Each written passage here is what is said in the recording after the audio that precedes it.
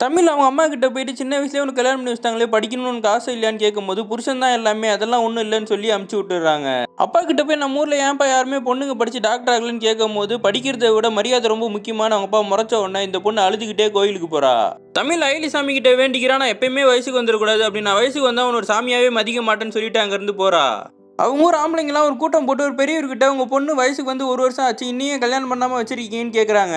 அவர்கிட்ட காசு இல்லைன்னு தெரிஞ்சுக்கிட்ட தலைவரோட பையன் எல்லார்கிட்ட இருந்தும் காசு வாங்கி அந்த பெரியவர்கிட்ட கல்யாணத்துக்காக காசு கொடுத்துட்டு தான் அப்பா கிட்ட நம்ம பாரம்பரியம் தான் முக்கியம் எல்லாரும் பிரெயின் வாஷ் பண்ணியே வைக்கணும்னு சொல்றான்.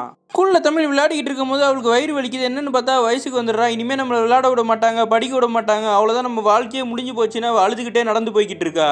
அவங்க சார் ஒருத்தர் தமிழை கூப்பிட்டு எதையோ எடுக்க சொல்றாரு. இவளும் மேலே எடுக்க போய் அது தடுக்கி மேலேயே விழுந்துருது. என்னன்னு பார்த்தா ரெட் இங்க் மேலே ஃபுல்லா ஊத்தி கிடக்கு.